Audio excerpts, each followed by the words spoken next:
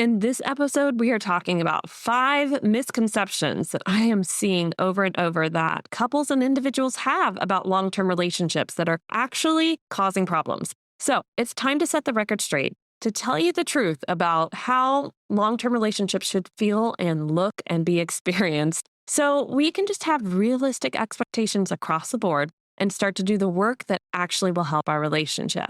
So go grab yourself a warm drink and definitely a pen and paper, and let's dive in.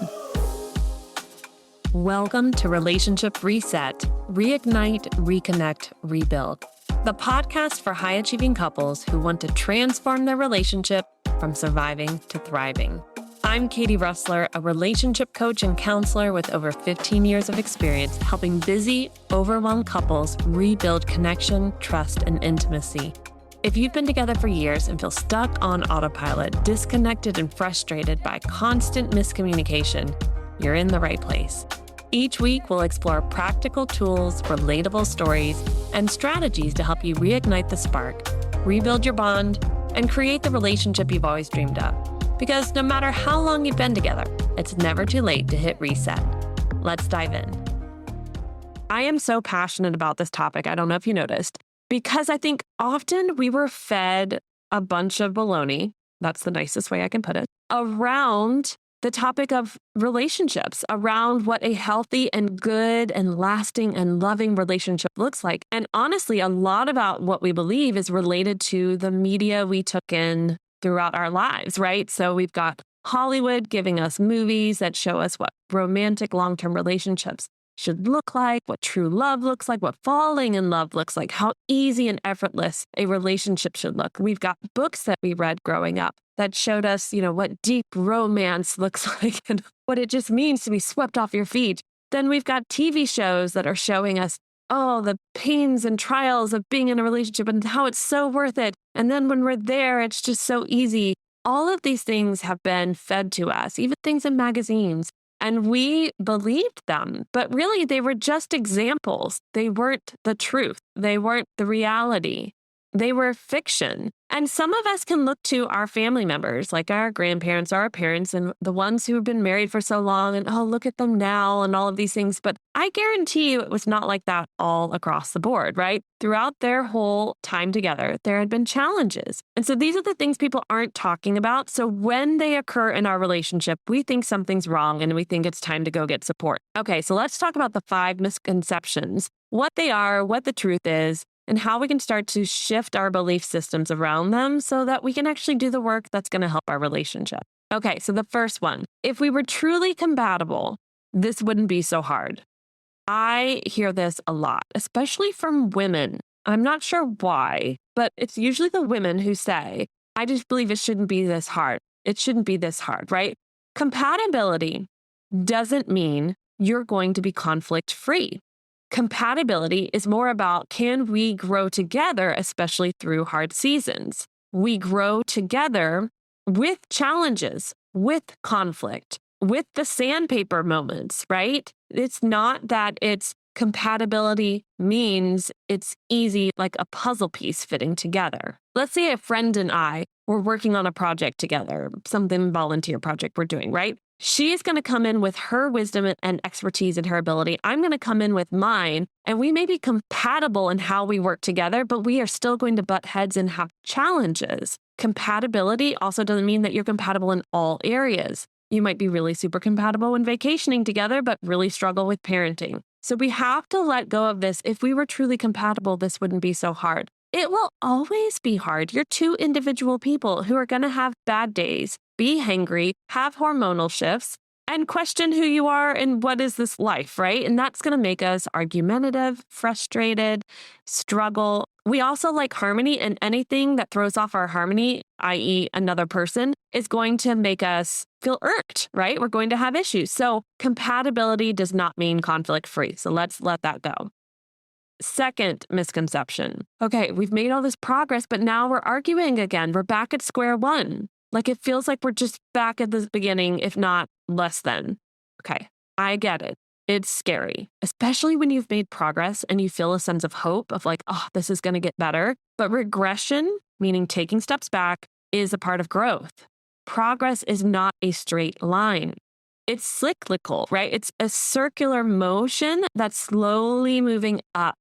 So I think of it like a spring, right? It starts at the bottom and it slowly goes up and then it goes back down and it slowly goes back up and it slows back down, right? Like that is what true growth looks like. And the more we can see that as acceptable and normal, this is why we always say, like, you've set goals in January and then by February you've fallen off the horse, right? You get back on the horse because part of learning how to ride is to get back on. Oh man, I wanted to start exercising. And after week 2, I stopped. Okay, then set the next schedule for the following week to go ahead and get back on to exercising. This is normal. And in relationships, it's even more normal because our brain for so long was an autopilot in the way we argued, in the way that we handled situations, in the power and control dynamics in our relationship. So when we say, I want to start making real growth and progress, I want to start doing the hard work to make changes, and it's both of you coming together, regression is going to happen. When you argue again, it doesn't mean you're back to square one. And frankly, we need to get out of the mindset that arguing is bad, but that's for another conversation. So we've made progress, but now we're arguing again. Good. That means growth is happening. What is it you're learning? What are the things that need to be tweaked? What's going on that you need to be more intentional about, right? And double down on, no, I want this to improve. Where do you need to take greater ownership for how you let things shift back or how you were triggered or whatever it might be, right? This is where we start to really do amazing good work. I really like when couples fall back. I know they don't. And if you're listening and you're one of the couples working with me right now, you're like, what? I do, because that's the piece where I bring them back in and I go, ooh, what are we learning from this? What is still unseen, unheard, unspoken that needs to be said that then we can jump back onto and grow together in? Progress is not a straight line. Remember that. Okay. Misconception number 3. It shouldn't take this much work. Again, it's a bit like number 1, right? Like, if we were more compatible, it wouldn't be this hard. Yes, it should take this much work. Anyone who doesn't think a real, good, and healthy relationship should not take much work, I worry about. I wonder about what role models they had growing up. I wonder about what expectations they went into with their relationship. And was that impacted by society, the generation at the time, religion, Hollywood, whatever? Because it should take work. You are an individual. Your partner is an individual, and you're learning how to become a we in a whole different way. And the longer you're together, the more the individual starts to pull away again, right? Like, I'm my own person. And you forget how to be a we. You know how to practically get things done and you get through life challenges, but you don't know how to vision together as much anymore. There's this feeling of like, whose decision gets to be made? I'm changing and growing. I don't feel like you're changing and growing, right? Like, we start to become more individualistic. And we have to learn how to come together back to a we in a whole different way than we had before. So anything worth having takes intentional work. Intentional work means it will be difficult. It will be challenging. It will test you. It will push you to step out of your comfort zone. But those effortless relationships that you admire, wherever they are, whatever they look like on the outside, they're built behind closed doors with effort, with humility, and with really hard conversations. I guarantee you. Anything worth having takes intentional work. So we have to get out of the mindset that it shouldn't take this much work. Again, if we're compatible, if we were meant to be, it would just be so easy. No, we partner up with our unfinished business. We find the partner that will help us grow in the best ways possible and the most uncomfortable ways possible. It is our unfinished business from our childhood, our youth, and our early relationships that we're here to heal and clean and take care of, not for them to fix or give us what we need that we didn't receive. Those are their own misconceptions, but we choose our partner without realizing it in a very intentional way because they are comfortable. They are familiar. Even if we think, no, but they're from a different country, they speak a different language. No. They have characteristics, personality traits, and habits, even if you don't see them right away, you're picking up on them, that are like something you need to work on, that trigger and poke something in you that needs to be addressed. And that's about you, not about them. So I often say that it takes so much work because it's more work that you got to do on yourself. Then you start working on the relationship, but it just depends on which framework you look at relationship work in. Okay, the 4th misconception. maybe it would be easier if I was with someone else. They'd be able to give me the things that I need that my partner can't give me. I hear this one often too. And the truth is, you know what? Every relationship has trade-offs. I always say, we think, oh, the grass is greener on the other side, but you're going to have to cut the grass and do yard work no matter what, whatever lawn you're in. So let's let go of this mindset that someone else would be better. Sure, there might be some areas that are less difficult because that person doesn't have the laundry has to be folded this way, or we have to save money in this way. But there will be something else. I guarantee you, because you know why? You are going into that relationship as you, with your stuff, your unfinished business that continues to need to be worked on no matter where you are. So every relationship has its trade-offs, and new love might feel exciting, but let's be honest, it's just endorphins. It's just hormones that get us all excited about it. This is why affairs happen. Oh my God, I feel special and important and amazing again. Yeah, it's dopamine. Great. It's oxytocin. It's things that you have been feeling in your relationship because you guys are out of touch with those things that help you to release those chemicals. Because the longer you're together, it's not about you just find and feel. It's about you earn that feeling of love. You earn that feeling of trust and respect. It shouldn't be taken for granted, and yet most of us do. Okay, fifth misconception. God, I'm successful in so many other areas of my life except for in this relationship. I cannot figure it out, right? Those of us who are high achievers are why do we keep having the same problems with him or her or them? But I can do all these other things, right? I don't have these types of problems with my friends. I don't have these types of problems with my coworkers. Why can't we communicate? Everybody else understands me. Okay. The truth is success in career does not translate to emotional fluency. Emotional intelligence is a whole different skill set. And that is why, especially in the career world, we start to see more things around emotional intelligence, having more emotional intelligence as a manager, being more aware of emotional intelligence, having an emotional skill set, right? These things are starting to come up more and more in the career field because they see the benefits of them. But just because you're successful in setting goals and achieving them and getting projects done and task management and all of that does not mean you're going to be successful in a relationship. It's a whole different skill set. Again, it takes work. Half the time in a relationship, I think we're just juggling our ego, our past, and trying to make sense of our partner as they're growing into who they're going to be in this next decade of life, right? We're just in this oh, let's add in trying to figure out ourselves too. So we're just juggling all this and being why isn't this working? Why isn't this so easy? No, it's not going to be. There's beauty in the challenge, and I think a lot of us have forgotten that. So let's really get to the nitty-gritty of this. Okay.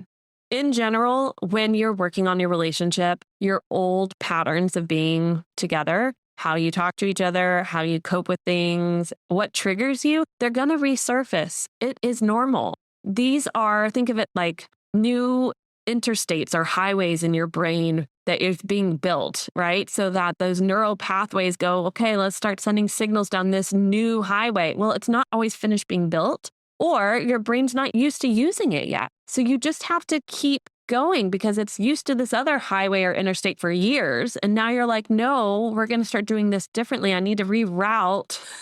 Maybe it wasn't clear we're rerouting. And so your brain won't always do that. It doesn't mean there's a problem. The key to change is not perfection. It's catching it quicker.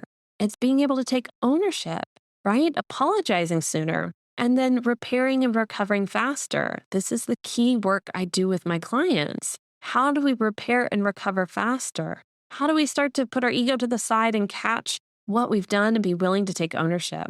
Another thing I want you to be really aware of, that awareness plus intention plus accountability equals growth. And honestly, sometimes our partner cannot be our accountability partner. In fact, most times, because we see them so much through the lens of a mirror of ourselves, and we're not always the best accountability partner to ourselves, let's be honest. But also, it can be really hard to allow somebody to hold you accountable if you don't fully respect them, or if you see them struggling and having challenges too in this area, and you're you're supposed to hold me accountable, but you're not even doing this, right? It's the pot calling the kettle black. You suck at taking ownership, so why are you pointing out that I suck at it? This is why it can benefit to have a relationship strategist like myself, or a couples counselor, or a couples coach to be able to support you in accountability. Because yay, it's great that you have awareness. Then you're setting your intention, but what then? Someone to hold you accountable to making the change. That is where the growth happens.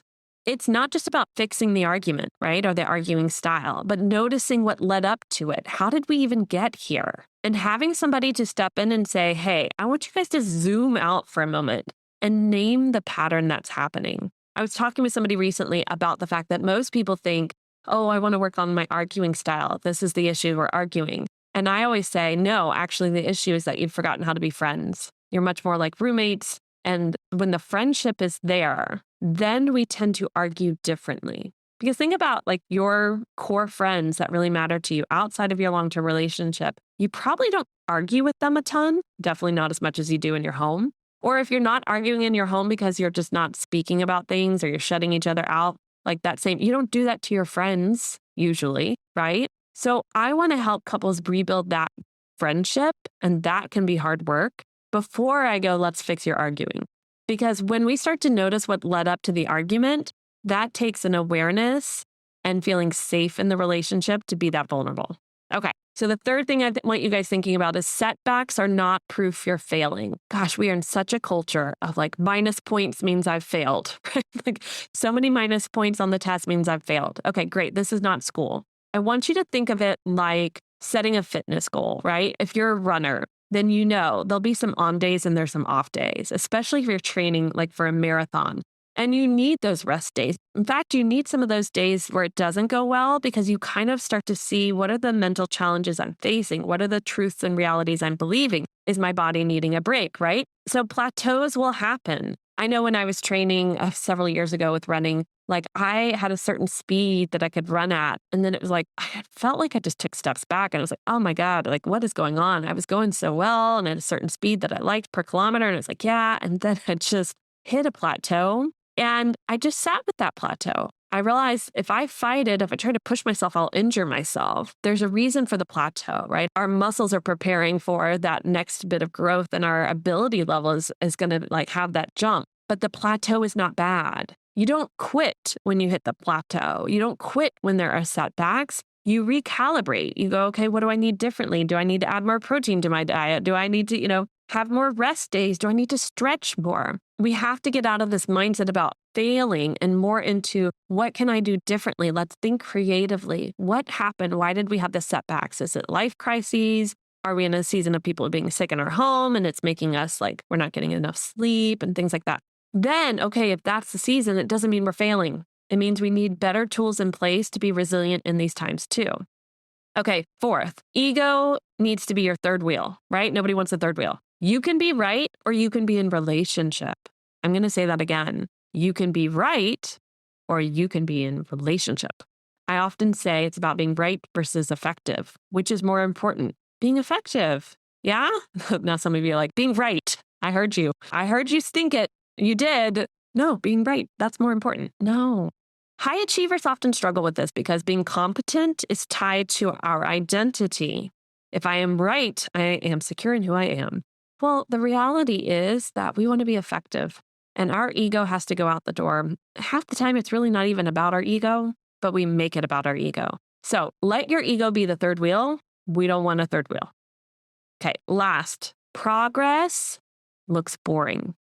Yes, it can feel good in the beginning and we're like riding the high. It's the honeymoon phase, but real progress is boring.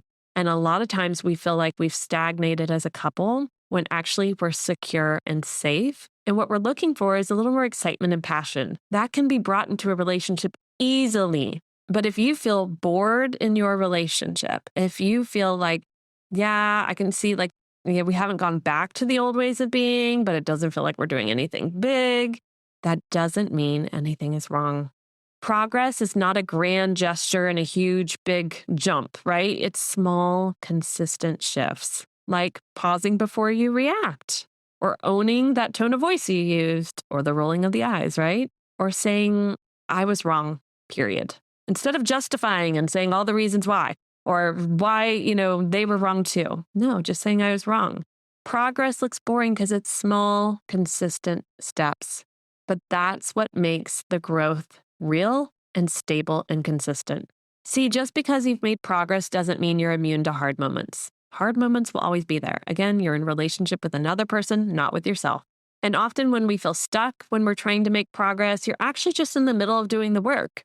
Just like that spring, maybe you've progressed up and now you're taking steps back, but being intentional and knowing, okay, we got to move back up. That's important. The problem is that middle land of growth is messy and unsexy. There's not a lot of dopamine hits in it. We're not as excited by it, but we need to do the work because it is legacy work and the outcome is amazing. Even if you work on your relationship 2% more each day, just 2%, a little shift, 2%, you will see long-term progress over the year. It's amazing when my couples look back and they go, oh my gosh, oh yeah, I used to do that. Oh, I used to say that. I can't believe I did that, right? And then they're just like, yeah, that thought doesn't even come to mind anymore. Now I know when I do this upsets my partner. So I'm starting to shift it in this way and they're responding differently and it's amazing. But in the moment, we don't see that growth and we don't see that progress. It is a long-term game. It's a marathon and it's legacy work. So here are the questions I want you to ask yourself this week and take some time to reflect on. 1, what do you make it mean when you argue again after a good week? So like say things have started to improve and then you guys have an argument. What do you make it mean about your relationship, about your progress, about you, about your partner? What do you make it mean? Number 2, where is your ego showing up and blocking your ability to connect with your partner? This is a big one, especially for me lately. I've really had to look myself in the mirror and ask myself, where is my ego showing up that's blocking my ability to connect with my husband? Because it will show up and it will tell me, Miss Independent, you don't need anybody. And then I'm like, wait, I'm in a relationship. It's not about need, as I want to be with them. I want to connect. So where is your ego showing up and blocking your ability to connect? And number 3, are you trying to solve your relationship like a project? Or are you nurturing it like a living thing, right? We don't water a plant once and go, grow, let's do this. Or plant it, have it grow, and then stick it in a closet and go, well, you're grown, you're good, you'll continue to grow. Go in this closet. I'll deal with you later. No, right? We continue to nurture the plant. We continue to take care of it. It isn't a to-do list item. Okay, done. That project's finished. Next on the to-do list. No, our relationship is like a living thing. It needs to be nurtured and taken care of on a daily basis. So are you trying to solve your relationship like a project, a to-do list item, or are you nurturing it like a living thing? Okay, hopefully this has given some of you a wake-up call and some good realizations. And I want you to listen to this episode with your partner and have some good discussions about, did either of you have any of these misconceptions? How do you want to start looking at it differently together? And what are the shifts that need to happen to make that occur? And then I want you to answer those questions together, right? What do you make it mean when you argue again after a good week? Where's your ego showing up and blocking your ability to connect? And be honest, are you trying to solve your relationship like a project or are you nurturing it like a living thing? Okay, let me know how this episode hit with you. You can message me on Instagram at katie.wrestler or, of course, send me an email to katie@katiewrestler.com. And if you would like some extra support going through this together, set up a complimentary relationship game plan call. These calls have been amazing to do with so many of you lately and hearing the realizations you're having by me just asking you some questions. Sometimes all it takes is being asked the right question to open the doors of realization that both of you can start to make some shifts that are really easy to create the relationship you desire to have. So make sure you book a call. The link is in the show notes below. Okay, I will see you guys next week with another episode. Thanks for tuning in to Relationship Reset. If you found this episode helpful, share it with a friend who might need it too. Don't forget to rate and review the podcast. It helps more couples discover these tools to rebuild their connection too. And be sure to hit subscribe so you don't miss next week's episode. It's gonna be a good one. Your relationship is worth the work, and the rewards, totally worth the effort. See you next week.